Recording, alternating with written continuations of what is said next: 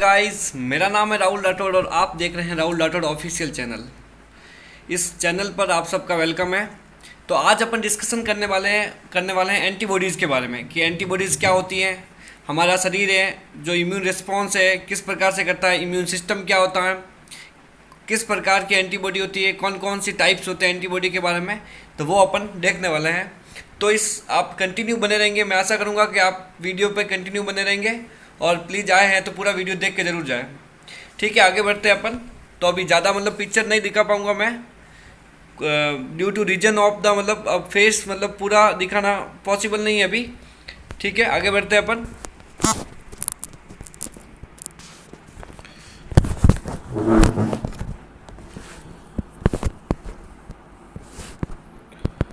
तो सबसे पहले अपन देखने वाले हैं एंटीबॉडीज़ के बारे में कि एंटीबॉडीज़ क्या होती हैं, किस प्रकार के वर्क करती हैं एंटीबॉडीज।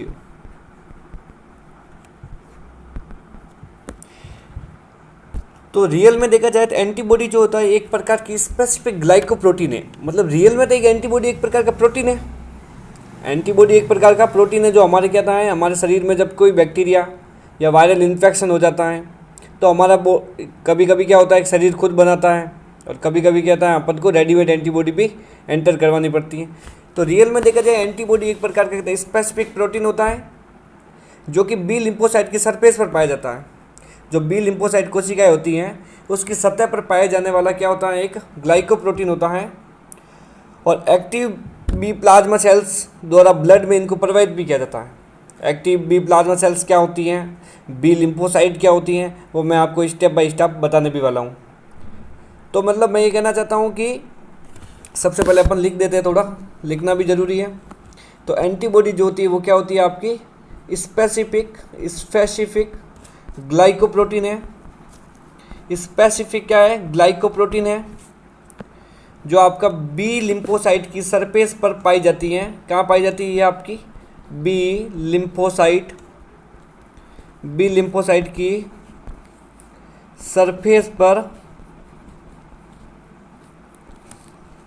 बी लिम्फोसाइट की सरफेस पर पाई जाती हैं।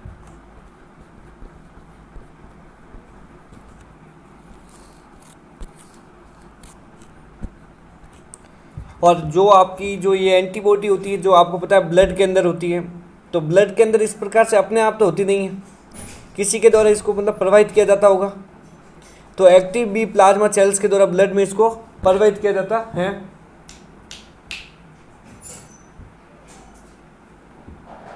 ठीक है, तो एक्टिव बी प्लाज्मा सेल्स के द्वारा ब्लड में इसको प्रवाहित किया जाता है। तो एक्टिव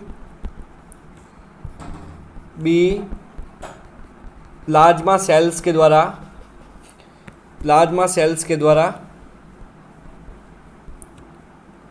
ब्लड में यानी कि रक्त में प्रवाहित किया जाता है, यानी कि फ्लो किया जाता है, प्रवाहित किया जाता है। और मेनली जो एंटीबॉडी होती हैं वो आपकी 5 टाइप की होती है, यानी कि 5 टाइप की जो एंटीबॉडी है वो तो अपन पढ़ते हैं। 5 टाइप की एंटीबॉडी कौन कौन सी होती है। एंटीबॉडी आपकी होती है IgA, IgM, IgG, IgD और IgE। ये 5 टाइप की जो एंटीबॉडी है वो अपन को पढ़ना है। तो सबसे पहले इसको अपन किस प्रकार से याद रखेंगे उसकी भी आपको एक ट्रिक बता देता हूँ मैं। वैसे तो मैं ट्रिक्स पे कितना ज़्यादा बिलीव नहीं करता हूँ, बट आप देख लीजिए टाइप्स कितने 5, जिसकी ट्रिक क्या है GAMED गेम्ड। ये क्या है, ट्रिक है, आपको याद रखना है।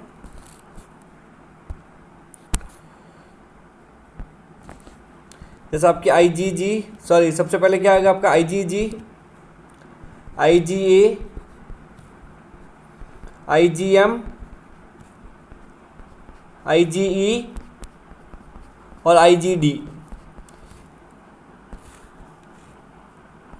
ये क्या है आपकी 5 प्रकार की एंटीबॉडी जो अपन को स्टेप बाय स्टेप अपन को पढ़ना है। तो एक छोटा सा अपन डायग्राम बता देता हूँ मैं आपको कि किस प्रकार से एंटीबॉडी होती है। उसका मतलब वाई शेप की जो एंटीबॉडी होती है, जिसमें 4 पॉलीपेप्टाइड श्रृंखला भी पाई जाती हैं, और आपस में जो पॉलीपेप्टाइड श्रृंखला होती है वो आपकी डाइसल्फाइड बॉन्ड के द्वारा जुड़ी रहती है। एंटीबॉडी का क्या काम होता है? एंटीबॉडी का काम होता है कि एंटीजन के साथ जुड़कर उसको नष्ट करना। एंटीजन क्या होता है? एक प्रकार का फॉरेन पार्टिकल होता है। जब भी बॉडी के अंदर क्या होता है, फॉरेन पार्टिकल एंटर करेगा तो हमारी बॉडी उसके खिलाफ क्या करे, रिस्पॉन्स देगी, उसके खिलाफ लड़ेगी। कोई भी इन्फेक्शन होने के लिए या किसी भी प्रकार का बैक्टीरिया हमारी बॉडी के अंदर प्रवेश करेगा तो उसके खिलाफ एंटीबॉडी जो बनानी पड़ेगी, जो एंटीजन आएगा उसके खिलाफ जो एंटीबॉडी बनानी पड़ेगी वो कौन करेगा? सब अपन की बॉडी का इम्यून रिस्पॉन्ड या इम्यून सिस्टम अपन इस बॉडी का कार्य करने वाला है। तो सबसे पहले अपन देखते हैं कि क्या है। डायग्राम देखिए सबसे पहले।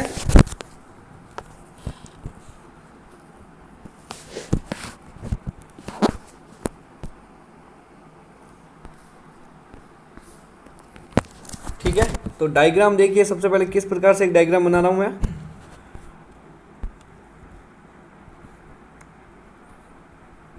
वाई शेप का डायग्राम है।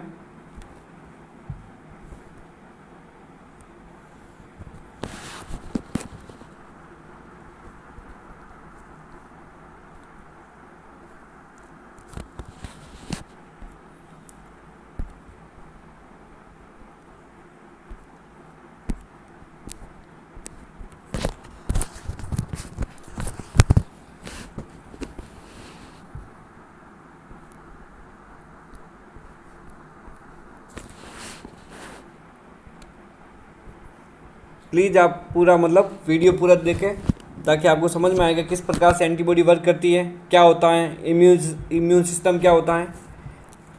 ठीक है, तो सबसे पहले अपन डायग्राम देखते हैं। तो एक डायग्राम में क्या था, 4 पॉलीपेप्टाइड की श्रृंखलाएं होती है।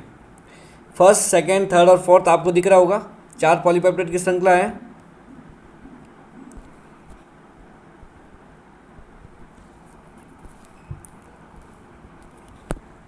ये जो 2 चोटी चैन दिख रही है वो आपकी क्या है, लाइट चैन है। जो आपको ये 2 चोटी चैन दिख रही है वो क्या आपकी लाइट चैन। चलो मैं एक बार कहता हूँ, कलर चेंज कर लेता हूँ एक बार।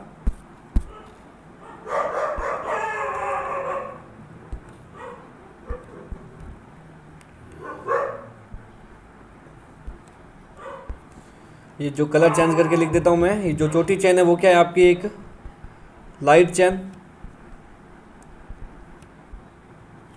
और ये भी क्या है आपकी लाइट चैन यानी कि हल्की श्रृंखला। और जो आपकी ये दोनों क्या है, बड़ी है जो, ये क्या है आपकी हैवी चैन। हैवी चैन यानी कि भारी श्रृंखला। तो इसमें आप देखेंगे क्या होता है, इसको मैंने नाम दे दिया आपका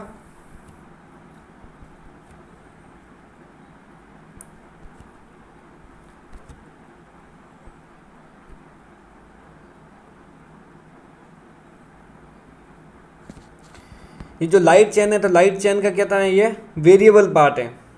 तो इसको मैंने क्या बोला, वीएल। और नीचे वाला जो कांस्टेंट पार्ट है, जो मतलब एंटीबॉडी से मतलब एंटीजन से नहीं जुड़ेगा, तो इसको मैंने नाम ले दिया सीएल। वीएल का मतलब variable part of light chain, CL का मतलब होता है constant part of light chain. ये आपकी एक हैवी चैन है, तो यहाँ पे मैंने क्या नाम दूंगा इसको, मैंने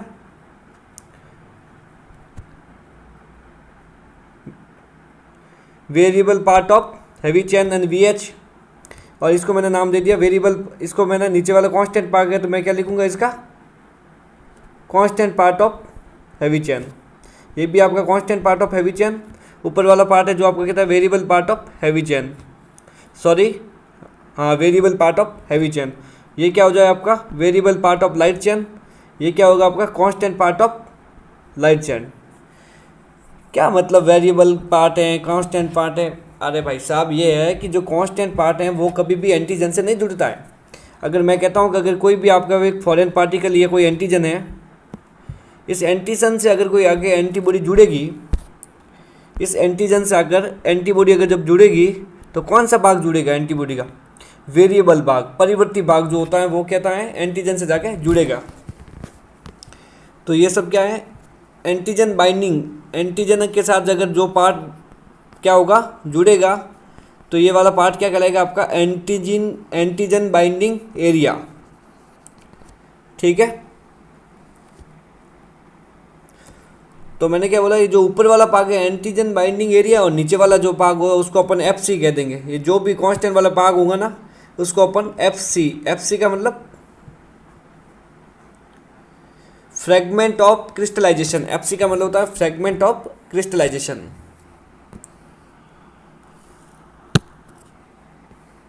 और आपस में जो होती है सारी की सारी जो 4 पॉलीपेप्टाइड चेन मैंने आपको बताई है, ये जो आपस में जो होती है वो आपकी डाइसल्फाइड बॉन्ड के द्वारा जुड़ी रहती है। किस बॉन्ड के द्वारा? डाइसल्फाइड बॉन्ड के द्वारा जुड़ी रहती है। ये सल्फर सल्फर यानी कि डाइसल्फाइड बॉन्ड होता है, और आपस में जो होती है वो आपकी डाइसल्फाइड बॉन्ड के द्वारा जुड़ी रहती है। ठीक है, अब इसके बारे में जो भी अपन के जो कुछ पॉइंट्स है वो अपन लिख देते हैं कि जो एंटीबॉडी होती हैं, एंटीबॉडी जो होती हैं वो आपकी किस प्रकार किस शेप की होती है? वाई शेप की स्ट्रक्चर होती है उसकी। क्या होती है? वाई शेप की स्ट्रक्चर होती है। इसमें 4 पॉलीपेप्टाइड चेन पाई जाती हैं, 4 पॉलीपेप्टाइड चेन पाई जाती है, इसलिए इसको अपन H2L2 भी कहते हैं। क्यों? क्योंकि 2 हैवी चेन होती है और 2 लाइट चेन भी होती है।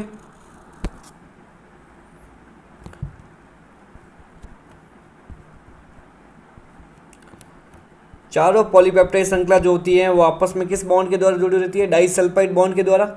ये क्वेश्चन हमेशा मेडिकल एग्जाम में आता रहता है। तो चारों पॉलीपेप्टाइड चेन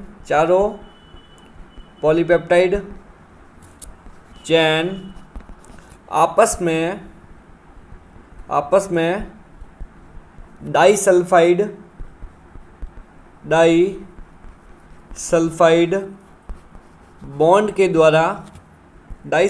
बॉन्ड के द्वारा जुड़ी रहती हैं। ठीक है, और मेनली अपन एंटीबॉडी होती है वो क्या कार्य करती है, मैं बताया मैंने कि एंटीजन के साथ जुड़कर जो फॉरेन पार्टिकल जो हमारी बॉडी के अंदर आया है उसको नष्ट करना है, डिग्रेड करने का काम जो होती है वो आपका एंटीबॉडी करती है। जैसा कि मैंने आपको बताया, अभी आप देख सकते हैं कि जो कोरोना वायरस आया था, अभी कोविड चला था, तो उसमें क्या होता है, उसमें वही था कि जिस बंदे की इम्यूनिटी अच्छी थी उसको कोरोना वायरस ने उसका कोई इफेक्ट नहीं कर पाया बॉडी पे, और जिसकी मतलब इम्यूनिटी कमज़ोर थी तो वो मतलब आपको पता है उनकी डेथ भी हुई है, और कई सारे मतलब केस भी आपको देखने को मिले। तो एंटीबॉडी का क्या कार्य है?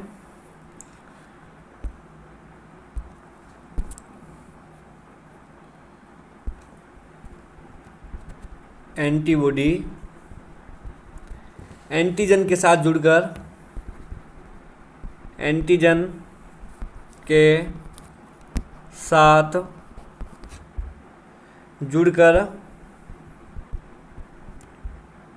उसको नष्ट करने का काम करता है, उसको नष्ट करने का या नष्ट करने की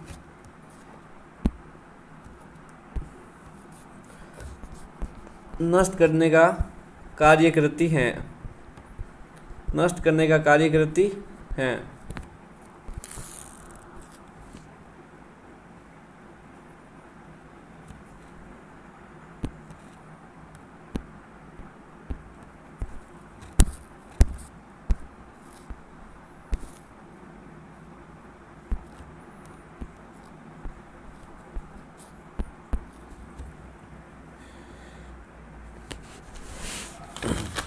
एक नोट डालिए आप, एक नोट डाल के लिखेंगे अपन कि एंटीबॉडी के हैवी व लाइट चेन का जो वेरिएबल भाग होता है वो एंटीजन से जुड़ता है। इस भाग को अपन क्या कहते हैं? FAB यानी फ्रेगमेंट एंटीजन बाइंडिंग भी कहते हैं, या इसे पैराटॉप भी कहा जाता है। क्या बोला मैंने? जो आपकी एंटीबॉडी होती है, एंटीबॉडी का जो हैवी और जो लाइट चेन का जो वेरिएबल पार्ट हुआ है, यानी कि वेरिएबल यानी परिवर्तनशील वाला जो भाग है, वो जाके जिस एंटीजन से जाके जुड़ता है तो उस भाग को अपन किस नाम से कहेंगे? तो उस भाग को जो होता है अपन किस नाम से कहते हैं? FAB यानी कि फ्रेगमेंट एंटीजन बाइंडिंग के नाम से उसको जाना जाता है। फ्रेगमेंट एंटीजन बाइंडिंग कहो या पैराटॉप भी से कह सकते हो। और नीचे आपको पता होगा कि जो मैंने आपको बताया, जो वेरिएबल पार्ट के अलावा जो कांस्टेंट भाग होता है एंटीबॉडी का, हैवी चेन और लाइट चेन का जो कांस्टेंट भाग होगा, उसको अपन किस नाम से जानते हैं भाई साहब? अपन उसको किस नाम से जानते हैं? उसको अपन FC फ्रेगमेंट क्रिस्टलाइजेशन के नाम से उसको जानते हैं। तो आप ये पॉइंट लिखिए जल्दी से। चीज़ें समझ में आ रही हैं तो प्लीज़ है ना कमेंट जरूर कीजिए एक बार।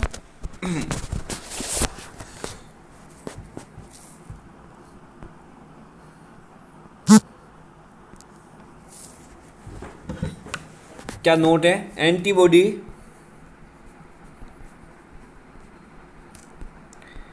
एंटीबॉडी के हैवी व लाइट चेन का वेरिएबल भाग, हैवी व लाइट चेन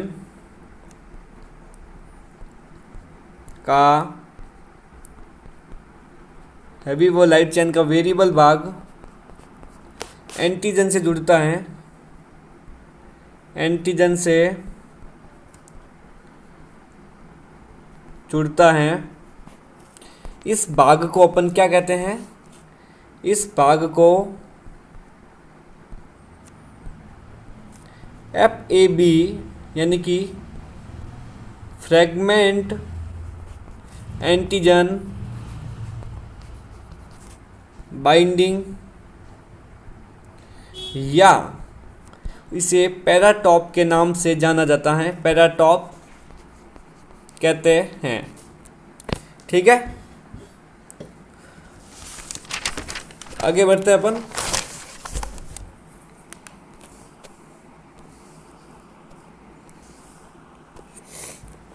अब हम पढ़ने वाले हैं एंटीबॉडी कितने प्रकार की होती हैं, उसके बारे में अपन डिस्कस करेंगे। तो मैंने आपको बताया कि एंटीबॉडी के टाइप्स, एंटीबॉडी के टाइप्स क्या होते हैं, जो आपको मैंने बता दिया कि 5 प्रकार की अपन एंटीबॉडी पढ़ने वाले हैं। IgG, IgA, IgM, IgD और IgE। ठीक है, गेम्ड से आपको याद रख सकते हैं वैसे। तो सबसे पहले अपन बात करते हैं IgG एंटीबॉडी के बारे में। हेडिंग डालेंगे अपन IgG एंटीबॉडी।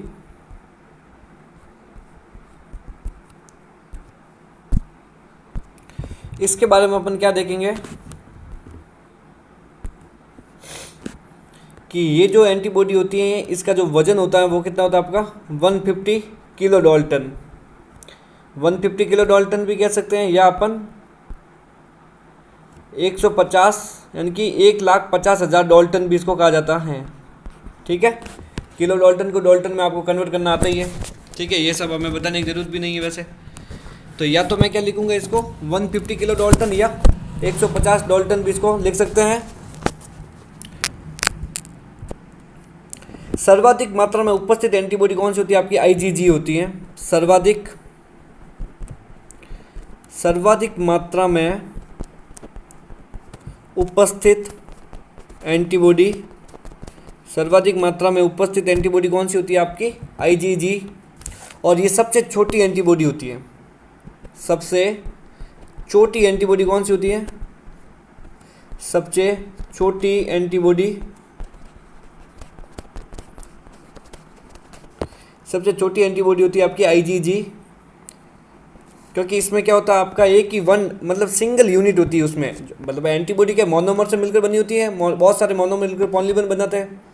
तो ये जो IgG एंटीबॉडी वो एक ओनली 1 यूनिट की मिलकर बनी होती हैं। जैसे इस प्रकार से क्या है, ये क्या है?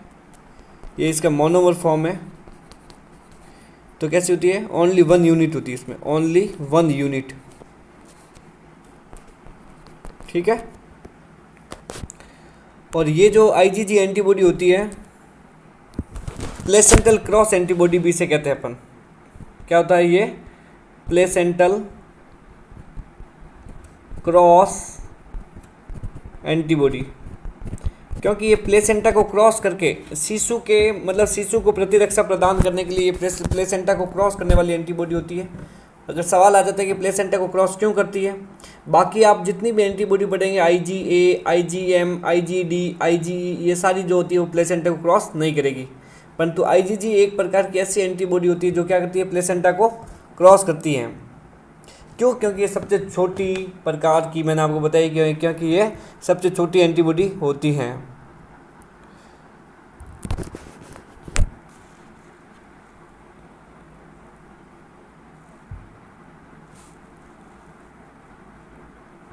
ठीक है,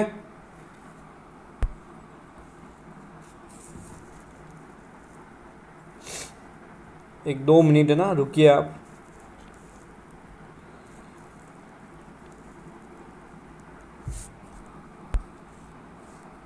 देखा है कि मतलब कि प्लेसेंटा को क्रॉस करने वाली जो एंटीबॉडी होती है वो कौन सी होती है, आपकी IgG प्रकार की होती है। प्लेसेंटा को जो क्रॉस करने वाली एंटीबॉडी होती है वो कौन सी होती है, आपकी IgG प्रकार की होती है।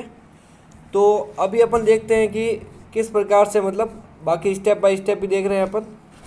और मैंने आपको क्या बताया कि जो प्लेसेंटा क्रॉस एंटीबॉडी अर्थात माँ की प्लेसेंटा को क्रॉस करके शिशु को प्रतिरक्षा प्रदान कौन करती है, भाई माँ की जो मतलब माँ की जो प्लेसेंटा है उसको क्रॉस करती है, उसको क्रॉस करके क्या कहते हैं, शिशु को प्रतिरक्षा प्रदान करती है, क्योंकि ये सबसे छोटी एंटीबॉडी होती है प्लेसेंटल क्रॉस एंटीबॉडी। बाकी सारी जो IgA, IgM, IgE, IgD होती है ये सब प्लेसेंटा को क्रॉस नहीं कर पाती है, क्योंकि सब क्या होता है, किलो डाल्टन में होती है और बहुत ज़्यादा होती है, मतलब बड़ी होती है।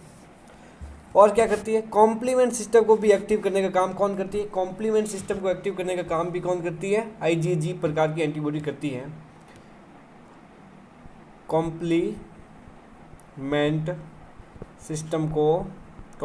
सिस्टम को एक्टिव करने का काम करती है या एक्टिवेट करती है। कॉम्प्लीमेंट सिस्टम क्या होता है, वैसे अब आपको किसी को डाउट हो कि क्या होता है कॉम्प्लीमेंट सिस्टम। इननेट इम्यूनिटी के अंदर पढ़ाया जाता है कि कॉम्प्लीमेंट सिस्टम जो होता है वो प्रोटीन का एक समूह होता है। कॉम्प्लीमेंट सिस्टम जो होता है वो क्या होता है, प्रोटीन का एक समूह होता है, प्रोटीन का एक कॉम्प्लेक्स होता है, यह समूह होता है जो क्या करता है, इम्यूनिटी को प्रोवाइड करता है, इम्यूनिटी को प्रोवाइड करवाता है। ठीक है, इम्यूनिटी को प्रोवाइड करने का काम करता है। ठीक है, अभी अपन आगे देखते हैं और क्या करती है IgG एंटीबॉडी। ये जो होती है वो आपके ऑप्सोनाइजेशन को प्रेरित करती है। किसको, ऑप्सोनाइजेशन को प्रेरित कौन करती है, ऑप्सोनाइजेशन को प्रेरित करती है। आप पूछोगे सर क्या मतलब ऑप्सोनाइजेशन का क्या मतलब होता है, ऑप्सोनाइजेशन का मतलब होता है कि जो आपकी एंटीबॉडी होती है या आपकी, जैसे माना कि कोई आपकी ये एंटीबॉडी है, इस एंटीबॉडी के कांटेक्ट में है, इस एंटीबॉडी के कांटेक्ट में जब कोई एंटीजन आता है, माना ये कोई एंटीजन है वो इस एंटीबॉडी के कांटेक्ट में आया, ये क्या आपका एंटीजन जो एंटीबॉडी के कांटेक्ट में आया, तो जब एंटीबॉडी एंटीजन के कांटेक्ट में आती है और उसके साथ क्या करती है, ये आपकी इसके साथ जुड़ भी जाती हैं और उसके बाद ये एंटीजन को पकड़ कर क्या होती है, जो भी फैगोसाइटिक सेल होती है, कोई भी फैगोसाइटिक सेल जैसे न्यूट्रोफिल को भक्षण के लिए भेज देती हैं, उसे ऑप्सोनाइजेशन भी कहा जाता है। नहीं समझ में आया? ऑप्सोनाइजेशन का मतलब होता है कि किसी भी एंटीबॉडी के द्वारा फॉरेन पार्टिकल या एंटीजेंस को प्रवेश करवा के, यानी कि उनके साथ बाइंडिंग बनाकर न्यूट्रोफिल जैसी फैगोसाइटिक सेल के अंदर उसको भेजा जाता है, जिस प्रकार से एंटीजन को नष्ट किया जा सके, तो उसको क्या कहते हैं अपन, ऑप्सोनाइजेशन भी कहते हैं। तो इसी प्रकार से मैं कहता हूँ कि जो आपकी ये IgG एंटीबॉडी होती है, IgG एंटीबॉडी है जो ऑप्सोनाइजेशन को प्रेरित करती है। तो IgG एंटीबॉडी एंटीजन के साथ जुड़ जाती हैं और उस एंटीजन को न्यूट्रोफिल के द्वारा उसको भक्षित करवाया जाता है, उसे अपन ऑप्सोनाइजेशन भी कहते हैं। तो ये आपकी IgG एंटीबॉडी समाप्त होती है। अब क्या पढ़ेंगे अपन IgA प्रकार की एंटीबॉडी। IG, सेकेंड नंबर है आपकी IgA प्रकार की एंटीबॉडी। ये जो एंटीबॉडी होती है वो आपकी कितना होती है, 170 किलो डाल्टन की होती है, 170 किलो डाल्टन की, या इसको अपन क्या लिख सकते हैं, 1,70,000 डाल्टन भी लिख सकते हैं। और ये जो होता है इसका जो एक्टिव फॉर्म होता है वो आपका डाइमर होता है। एक्टिव फॉर्म जो होता है वो आपका डाइमर होता है। डाइमर मतलब दो एंटीबॉडी इसमें जुड़ती है, मतलब जो आपको पता है एंटीबॉडी एक मोनोमेरिक फॉर्म है, और जिसमें ये जैसे आपका ये दो क्या है एंटीबॉडी इसमें जुड़ी रहती हैं।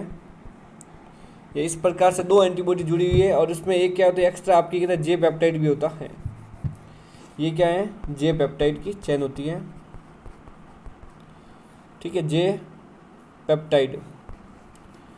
पेप्टाइड की क्या होती है, छोटी सी श्रृंखला भी होती है। तो ये आपके डाइमर फॉर्म जो होता है वो उसका एक्टिव फॉर्म माना जाता है। मेन सीक्रेटरी एंटीबॉडी, मुख्य रूप से ये क्या होती है आपकी एक सीक्रेटरी एंटीबॉडी है। Main secretory antibody, main secretory antibody है ये, जो किसके अंदर पाई जाती है, मदर्स मिल्क यानी कि कोलेस्ट्रम। जो माँ जब प्रेग्नेंट हो जाती है, प्रेग्नेंट के बाद जब शिशु को जन्म दे देती है, शिशु को दूध पिलाने के लिए जो 3 से 4 दिन तक प्रसव के बाद जो दूध निकलता है उसे अपन कोलेस्ट्रम कहते हैं। और कोलेस्ट्रम एक गाढ़ा पीला प्रकार का क्या होता है, तरल पदार्थ होता है, दूध होता है, जिसमें कहते हैं IgA प्रकार की एंटीबॉडी भरपूर मात्रा में पाई जाती हैं। तो ये कहाँ मिलेगा, मदर्स मिल्क कोलेस्ट्रॉम,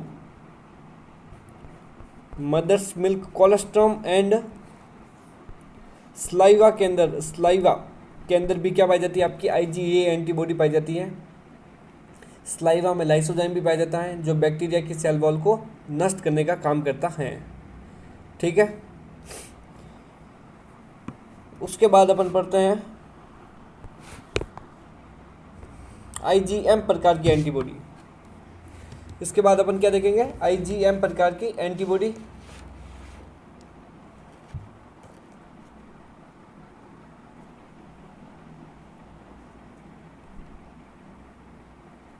ठीक है, तो IgM प्रकार की जो एंटीबॉडी होती है वो किस प्रकार से वर्क करती है वो अपन देखते हैं। तो IgM एंटीबॉडी जो होती है, IgM प्रकार की एंटीबॉडी 3 नंबर है। ये जो एंटीबॉडी है 900 किलो डाल्टन की होती है, अर्थात मैं कह सकता हूँ कहता 9 लाख डाल्टन भी कह सकता हूँ। और इसका जो एक्टिव फॉर्म होता है, इसका IgM जो एंटीबॉडी होता है इसका एक्टिव फॉर्म जो होता है वो आपका पेंटामर होता है। इसका एक्टिव फॉर्म जो होता है वो आपका क्या होता है, पेंटामर होता है। इसका एक्टिव फॉर्म जो होता है वो क्या था आपका पेंटामर होता है। और इसमें देखी जाए तो ये इस प्रकार से मैं आपको बताया जा रहा हूँ।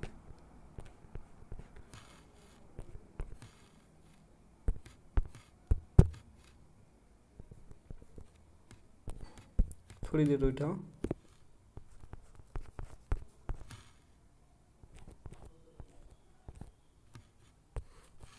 ये आप देख सकते हो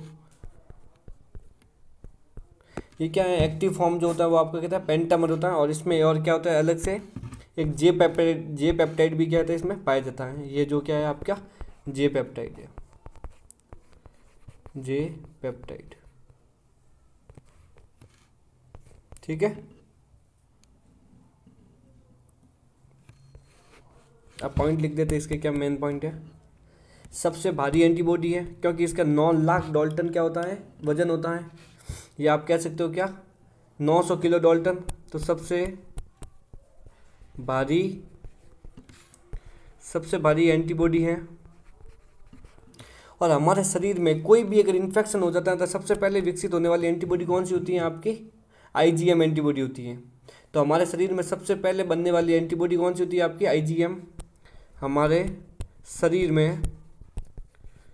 शरीर में सबसे पहले हमारे शरीर में सबसे पहले बनने वाली antibody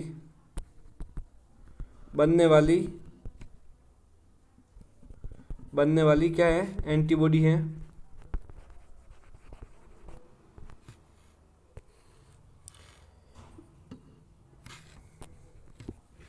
When infection in body develop of IgM antibody, when infection in body develop of IgM antibody, development of IgM antibody।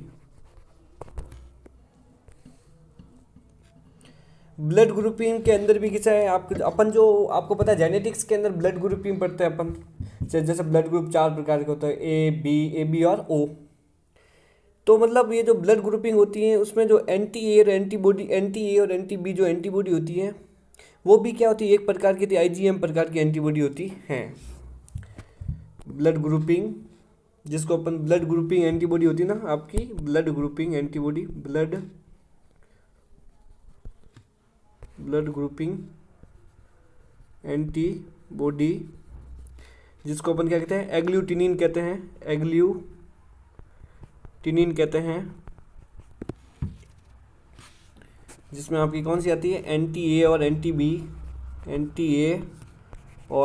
B, ये जो होती है वो ये IgM प्रकार की एंटीबॉडी, IgM टाइप की एंटीबॉडी है।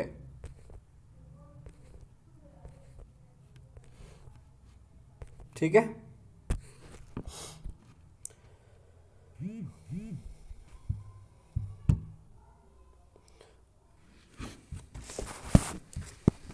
उसके बाद देखते हैं अपन IgE एंटीबॉडी। कौन सी? 4 नंबर कौन सी आपकी एंटीबॉडी? IgE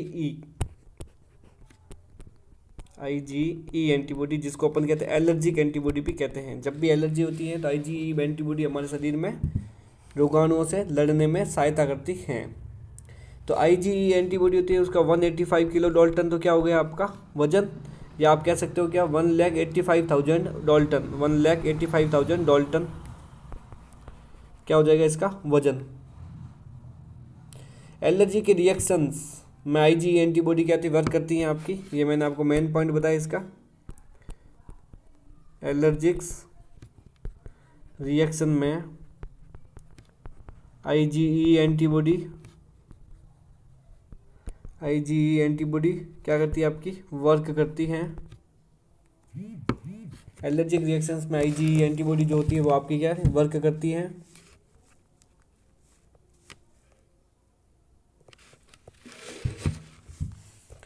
जैसे एलर्जिक रिएक्शंस का मतलब आपके अस्थमा वगैरह होता है, अस्थमा में क्या आता है? यही तो सब होता है।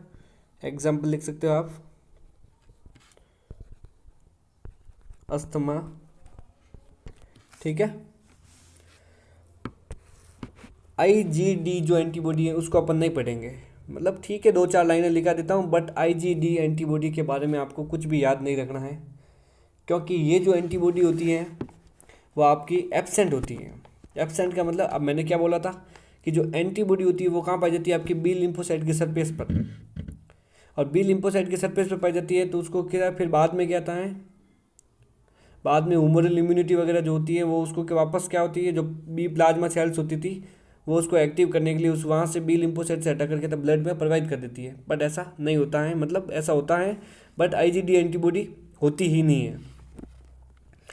IgD एंटीबॉडी की कोई बात अपन करेंगे नहीं, नो डिस्कशन। कारण ये था सीधा कि ब्लड फ्लो में ये प्रवाहित होती नहीं है, तो ज़्यादा कुछ भी इसके बारे में अपन को पता भी नहीं है। और ये एंटीजन जो बी लिम्फोसाइट के सरफेस पर जुड़े रहते हैं, एंटीबॉडी जो होती है वो बी लिम्फोसाइट के सरफेस पर जुड़ी रहती है, तो ब्लड प्लाज्मा में जब एंटर भी नहीं होगी तो और किसी प्रकार के इसका भी कोई वर्क वगैरह है वो भी आपका ज्ञात नहीं है। तो आपको सिर्फ इतनी सी बात ध्यान रखनी है कि IgD एंटीबॉडी 5 नंबर में आपको क्या देना है? आपका IgD एंटीबॉडी है वो आपकी कितने एब्सेंट होती हैं? किसमें? ब्लड के अंदर, एब्सेंट इन ब्लड।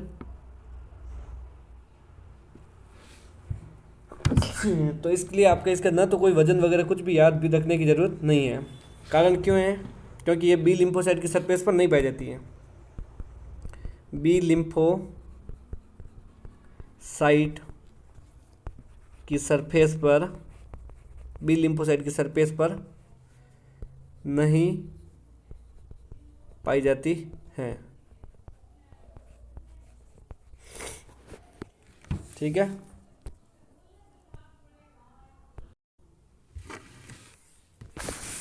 ठीक है। तो अभी अपन देखते हैं कि मतलब ये सब चीज़ें हो गई हैं, तो आपके एंटीबॉडी के बारे में सब चीज़ें आपको पता पड़ गई हैं।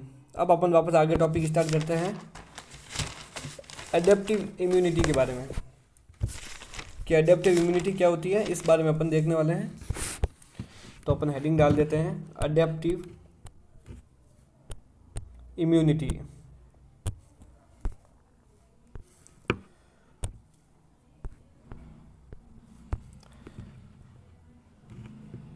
एडेप्टिव को या एक्वायर्ड को, एक्वायर्ड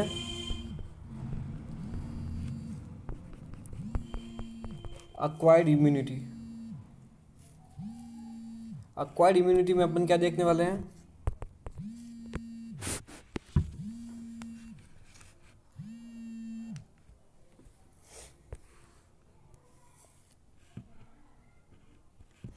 तो अक्वायर्ड इम्यूनिटी का मतलब क्या होता है ये आपको समझना है। इस प्रकार की प्रतिरक्षा में शरीर स्वयं जो होता है वो आपका एंटीबॉडी का फॉर्मेशन करता है।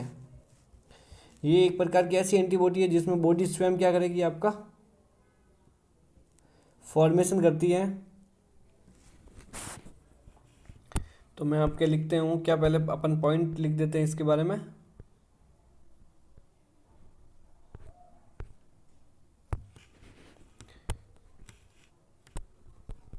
इस प्रकार की प्रतिरक्षा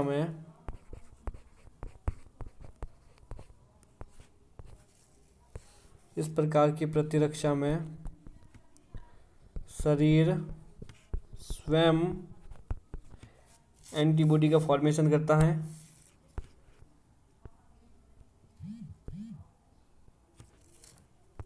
शरीर स्वयं एंटीबॉडी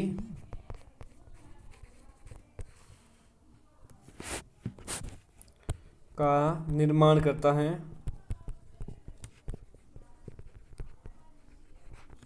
या विकास करता है। इस प्रतिरक्षा को विकसित होने में समय लगता है तथा इसमें मेमोरी जो होती है वो आपकी उत्पन्न होती है। भाई साहब आप खुद समझ सकते हैं कि उपार्जित प्रतिरक्षा है, तो इस प्रकार की प्रतिरक्षा को अगर आपको विकसित होने में आपको कितना समय भी लगेगा और मेमोरी बनेगा, क्योंकि कोई भी बैक्टीरिया या वायरस है बॉडी के अंदर आपने प्रवेश कर भी गया, तो प्रवेश करने के बाद उसके खिलाफ अगर आपको एंटीबॉडी बनानी है तो बॉडी क्या है, स्वयं बनाएगा। बॉडी अगर वो कब करेगा, जब किसी बैक्टीरिया ने इन्फेक्शन फैला दिया उसके बाद एंटीबॉडी बनेगी, तो उसके पास मेमोरी भी रहेगी बॉडी के पास में, यानी कि इम्यून सिस्टम के पास में, और वो कहता है उसमें अगर बॉडी स्वयं बना रहा है तो समय भी लगेगा। अगर शरीर ने एंटीबॉडी बनाई है तो उसको पता होगा कि किस प्रकार के एंटीजन के प्रति किस प्रकार की एंटीबॉडी बनानी है। ठीक है, इसमें अपन दो एग्जांपल देखते हैं, एक्टिव इम्यूनिटी और पैसिव इम्यूनिटी। पहले कुछ पॉइंट लिख देता हूँ मैं, आपको पॉइंट क्लियर हो जाए अपने। इस प्रतिरक्षा को विकसित होने में, इस प्रतिरक्षा को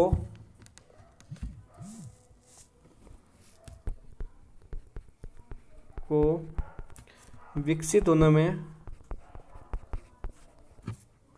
इस प्रतिरक्षा को विकसित लेकर आ रहा है, इस प्रतिरक्षा को विकसित होने में समय लगता है, तथा इसमें मेमोरी भी उत्पन्न होती है, तथा इसमें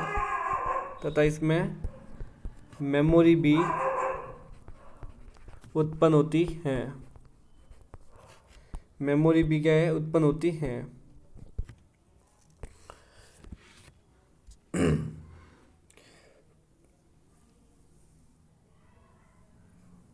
ये जो सारे मैंने आपको पॉइंट बता रहा हूँ वो आपके कितना है, उपार्जित प्रतिरक्षा के अंदर भी किसके हैं, एक्टिव इम्यूनिटी के। उपार्जित प्रतिरक्षा के अंदर भी किसके हैं, आपके एक्टिव इम्यूनिटी के। तो ये थोड़ा सा मैं आपको वापस भूल गया था मैं, तो आप एक बार देख लीजिए।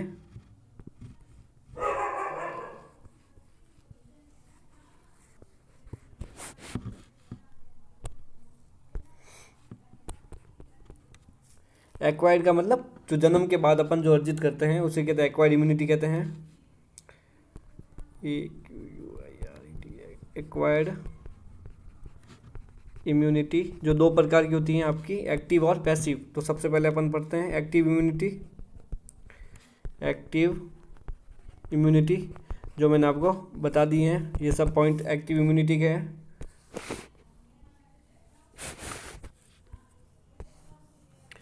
ठीक है। और एक्टिव इम्यूनिटी में मतलब भी आपकी दो प्रकार की, वापस एक्टिव इम्यूनिटी को भी वापस दो भागों में डिफाइन किया गया है।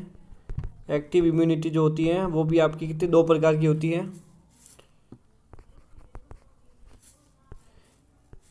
एक तो नेचुरल और दूसरी होती है आपकी आर्टिफिशियल। पहली होगी आपकी कौन सी, नेचुरल, और दूसरी होती है आपकी आर्टिफिशियल। नेचुरल का मतलब क्या होता है, और नेचुरल का मतलब होता है कि जो अपनी बॉडी है एक्टिव है, यानी बॉडी बनाएगी तो खुद ही एंटीबॉडी, पर तो नेचुरली होगी। आर्टिफिशियल का मतलब कहता है बनाएगी तो वो भी बॉडी भी, परंतु वो कहते हैं आर्टिफिशियल रूप से अगर अपन को कहता है बॉडी के अंदर इंजेक्ट होगा उसके अंदर। ठीक है। तो नेचुरल में एग्जांपल अपन पढ़ते हैं इन्फेक्शन। इसका एग्जांपल क्या है आपका, इन्फेक्शन।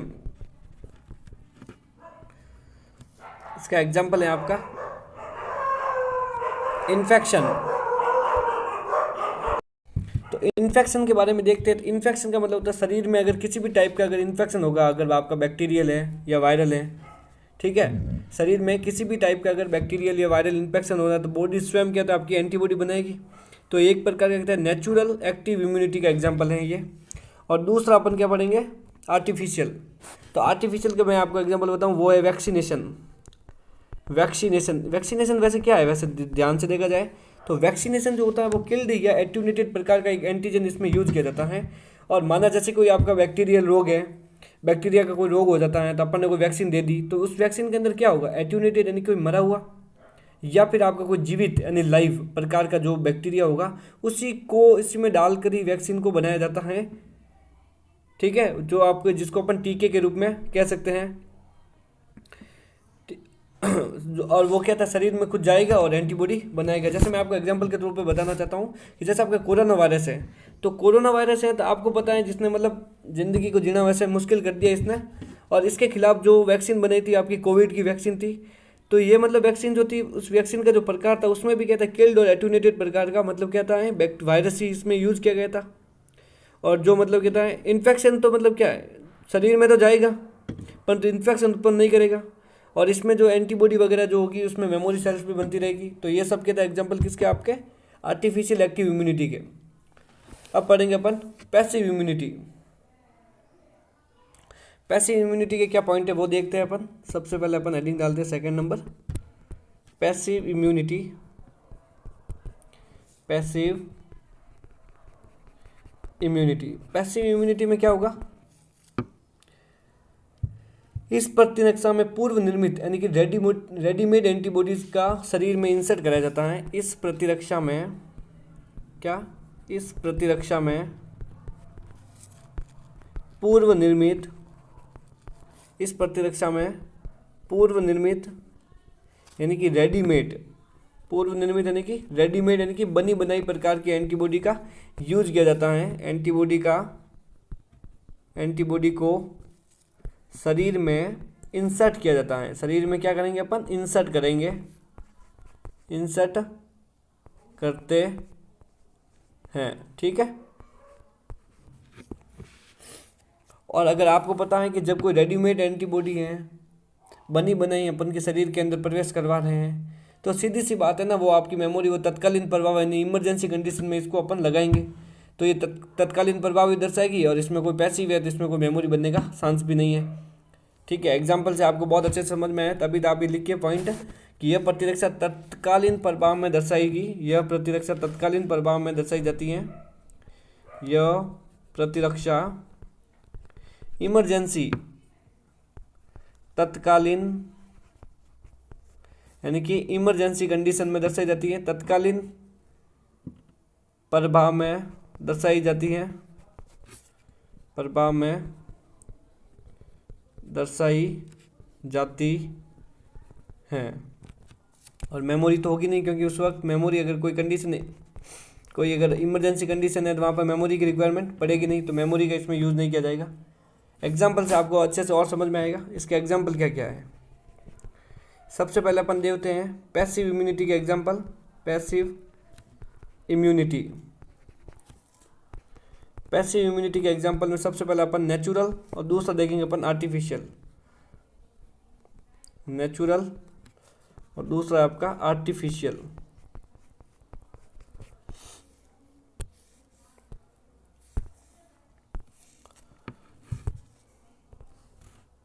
नेचुरल का एग्जाम्पल होता है आपका आईजीजी एंटीबॉडी। आईजीजी जो कि प्लेसेंटा को क्रॉस करने वाली एंटीबॉडी है। एक आईजीजी एंटीबॉडी क्या है आपकी, प्लेसेंटा को क्रॉस करने वाली एंटीबॉडी है। तो वो बनेगी किसमें, मदर के अंदर, मदर के अंदर बनती है और बेबी को ट्रांसफ़र किया जाता है। तो ये एक प्रकार की कहता है रेडीमेड एंटीबॉडी होती है। दूसरी होती है आपकी आईजीए एंटीबॉडी।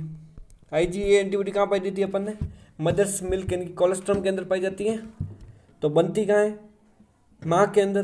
ट्रांसफ़र किस में होगी, प्लेसेंटा के माध्यम से, या फिर आप कह सकते हो अम्बिलिकोल के माध्यम से। अपन देखेंगे कि ट्रांसफ़र होती है आपके बच्चे के अंदर।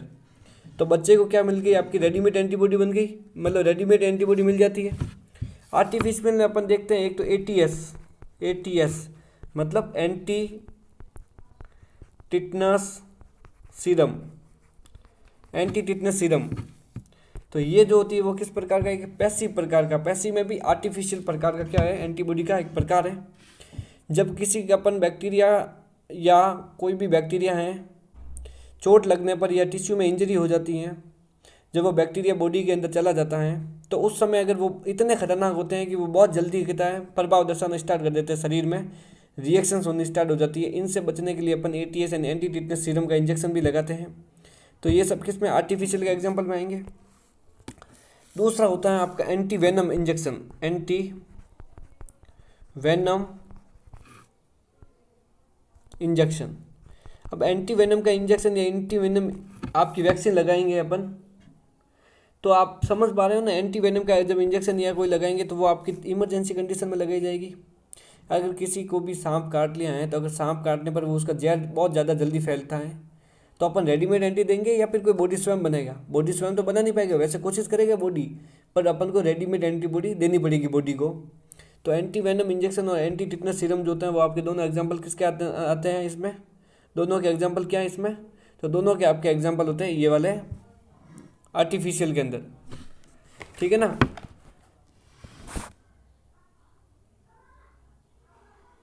क्योंकि आपको पता है किसी व्यक्ति को अगर सांप काट लिया, इतना वक्त नहीं होता कि बॉडी खुद बनाए, है ना। Passive artificial immunity emergency condition में लगाई जाती है, इसलिए इसको अपन पैसिव इम्यूनाइजेशन भी कहते हैं। नोट डाल के लिखिए अपन, passive artificial, passive artificial immunity emergency condition में लगाई जाती हैं। इमरजेंसी कंडीशन में दी जाती है। इमरजेंसी कंडीशन में क्या था आपकी दी जाती है, इसलिए इसको अपन किस नाम से जानते हैं, पैसिव इम्यूनाइजेशन के नाम से भी जाना जाता है। पैसिव इम्यूनाइजेशन के नाम से भी जानते हैं, ठीक है। तो इस प्रकार से अपन कहते हैं ये आपका एक्वायर्ड इम्यूनिटी भी एंड हो जाती है। तो thank you for watching my video बच्चों एंड ऑल स्टूडेंट्स। अब आपको इसके अगर नोट्स चाहिए होते हैं जो मैंने आपको अभी पढ़ाया है, इस पूरे पीडीएफ के आपको नोट्स की रिक्वायरमेंट पड़ रही है, तो प्लीज़ टेलीग्राम चैनल पे आप आइए, विजिट कीजिए और वहाँ पर इसकी पीडीएफ आपको उपलब्ध रहेगी। टेलीग्राम का लिंक क्या है वो आपको मैं बता देता हूँ। टेलीग्राम लिंक मैं डिस्क्रिप्शन में दे दूँगा, और अगर आप सर्च करेंगे राहुल राठौड़ ऑफिशियल, तो भी सबसे ऊपर इसका सर्च बार में आ जाएगा। तो प्लीज़ आप एक बार टेलीग्राम पे आके पीडीएफ को वापस ज़रूर ढंग से देखें।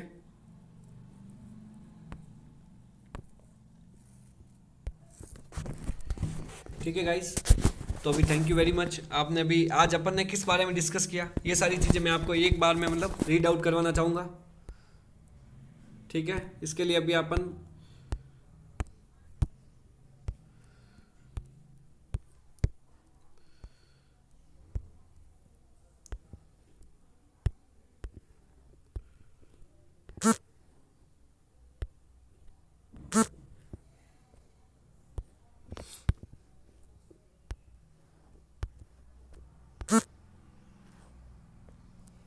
ठीक है, एक बार मैं आपको रीड आउट करके बता देता हूँ कि किस प्रकार से अपन ने क्या क्या चीज़ें पढ़ी है। तो आज अपन ने एंटीबॉडी के बारे में पढ़ा। तो एंटीबॉडी क्या होती है? एक स्पेसिफिक ग्लाइकोप्रोटीन होता है जो बी लिम्फोसाइट के सरफेस पे पाया जाता है। एक्टिव जो बी प्लाज्मा सेल्स होती हैं वो ब्लड में प्रोवाइड की जाती हैं। 5 प्रकार की होती है, GAMED से याद रखा, IgGAMED। और डाइसल्फाइड बॉन्ड के द्वारा एंटीबॉडी जुड़ी रहती हैं। 4 पॉलीपेप्टाइड की श्रृंखला होती है जिसको अपन H2L2 कहते हैं। वाई शेप की होती है। एंटीबॉडी का कार्य एंटीजन से जुड़ना और उसको कहता है भक्षण करना होता है। एंटीबॉडी के हैवी व लाइट चेन का जो वेरिएबल भाग होता है वो एंटीजन से जुड़ता है। इस भाग को अपन क्या कहते हैं? फ्रेगमेंट एंटीजन बाइंडिंग, या इसे क्या कहा जाता है अपन FABB या पैराटॉप भी कहते हैं। एंटीबॉडी के टाइप्स देखे, सबसे पहला अपन टाइप देखा IgG प्रकार की एंटीबॉडी। ठीक है, आपको नॉर्मल मैन पॉइंट याद रखना है कि सर्वाधिक मात्रा में उपस्थित एंटीबॉडी IgG होती है। सबसे छोटी एंटीबॉडी होती है क्योंकि यह इसमें सिंगल यूनिट होती है। प्लेसेंटल क्रॉस होती है, कॉम्प्लीमेंट सिस्टम को एक्टिव करती है और ऑप्सोनाइजेशन को भी प्रेरित करती हैं। आपके लिए वापस बता देता हूँ कि ऑप्सोनाइजेशन का क्या मतलब होता है। जब कोई एंटीबॉडी एंटीजन के साथ जुड़ जाती हैं और उसको वापस किसके लिए? भक्षण करने के लिए न्यूट्रोफिल के अंदर भेज देती है, उसको अपन ऑप्सोनाइजेशन कहते हैं। IgA एंटीबॉडी जो होती है वो आपकी मेन सीक्रेटरी एंटीबॉडी होती है जो मदर्स मिल्क यानी कोलेस्ट्रम के अंदर पाया जाता है। कोलेस्ट्रम क्या होता है? प्रसव के बाद निकलने वाला माँ के स्तन से निकलने वाला क्या होता है? एक गाढ़ा मिल्क होता है जिसको अपन कहते हैं कोलेस्ट्रम भी कहते हैं। तीसरी एंटीबॉडी आपकी IgM होती है, सबसे भारी एंटीबॉडी होती है और इसका एक्टिव फॉर्म जो होता है वो आपका पेंटापन होता है जिसमें G पेप्टाइड भी पाया जाता है। हमारे शरीर में जब भी बॉडी में इन्फेक्शन होता है तो सबसे पहले कहते हैं आपकी बनने वाली एंटीबॉडी जो होती है वो आपकी IgM होती है। और ब्लड ग्रुपिंग anti-A और anti-B जो अपन पढ़ते हैं इसमें भी कहते हैं आपकी IgM एंटीबॉडी पाई जाती है। उसके बाद पढ़ते हैं अपन IgE प्रकार की एंटीबॉडी। ये एलर्जिक रिएक्शंस में IgE एंटीबॉडी वर्क करती है, जैसे अस्थमा के अंदर IgE एंटीबॉडी बनती है। पेनिस के फॉर्मेशन के लिए अगर पूछा जाता है तो आपकी IgM एंटीबॉडी आंसर हो जाता है। डी के बारे में अपन कुछ नहीं पढ़ेंगे क्योंकि बी लिम्फोसाइट की सरफेस पाई नहीं जाती है। जब सरफेस पर नहीं पाई जाती है तो ब्लड के अंदर फ्लो भी इसका होगा नहीं। फिर पढ़ते हैं अपन कहते हैं एडेप्टिव इम्यूनिटी के बारे में। एक्वायर्ड इम्यूनिटी यानी कि एडेप्टिव इम्यूनिटी जो कहता है इनेट इम्यूनिटी का मतलब होता है जो जन्म से उपस्थित होती है, जबकि एक्वायर्ड इम्यूनिटी वो जन्म के बाद कहता है अपन को प्राप्त की जाती है। जन्म के बाद अपन की बॉडी शरीर बनाता है। ठीक है, तो अगर एक्वायर्ड होगी तो इस प्रकार की जो इम्यूनिटी होगी तो उसमें 2 प्रकार होंगे, एक्टिव इम्यूनिटी और पैसिव। एक्टिव में क्या होता है कि इस प्रकार की प्रतिरक्षा में शरीर जो होता है स्वयं एंटीबॉडी फॉर्मेशन करेगा और इस प्रतिरक्षा को बनने में विकसित भी होने में समय भी लगेगा और क्या होगा इसमें मेमोरी भी होगी। ठीक है, वो मैंने आपको बता दिया किस प्रकार से कि मेमोरी होगी क्यों नहीं होगी, ये सारी मैंने आपके डिटेल में बता चुका हूँ। ठीक है, फिर मैंने बताया एक्टिव के अंदर 2 एग्जाम्पल होते हैं आपका नेचुरल और आर्टिफिशियल। नेचुरल का मतलब होता है इन्फेक्शन। अगर इन्फेक्शन होता है तो बॉडी स्वयं कहता है एंटीबॉडी बनाना स्टार्ट कर देगा। और फिर कहता है वैक्सीनेशन में देखा जाए तो वैक्सीन के अंदर कहता है मरा हुआ यानी एट्यूनेटेड या लाइव प्रकार का क्या होता है, कोई भी वायरस होता है उसको क्या होता है मार कर क्या होता है वैक्सीन को बनाया जाता है, जो कि बॉडी के अंदर तो कोई इन्फेक्शन नहीं फैलाती पर तो हमारे शरीर के अंदर एंटीबॉडी बनाने का काम जरूर करती है। ठीक है, उसके बाद में अपन किस बारे में देखते हैं। फिर आपको मैंने बताया पैसिव इम्यूनिटी के बारे में। पैसिव इम्यूनिटी का मतलब होता है रेडीमेड एंटीबॉडी। हमने लेबोरेटरी के अंदर या किसी प्रकार से अपन ने कहता है लेबोरेटरी में या बाहर ही अपन ने कहता है रेडीमेड एंटीबॉडी को तैयार किया है, उसके बाद अपन को बॉडी के अंदर इंसर्ट करवाना है, तो ये क्या एक प्रकार की पैसिव इम्यूनिटी है। पैसिव इम्यूनिटी में अपन कहते हैं 2 एग्जाम्पल देखे, एक तो एंटी टिटस सीरम का जो इंजेक्शन होता है और एक एंटी वेनम इंजेक्शन होता है। मैंने बताया कि ये दोनों एक जो होते हैं वो आपके कहते हैं पैसिव इम्यूनिटी होती है, वो भी पैसिव में भी आर्टिफिशियल होती है। ये दोनों मैंने आपके बताया ATS और एंटी टिटस सीरम और एंटी वेनम इंजेक्शन का जो होता है वो आर्टिफिशियल पैसिव में आता है।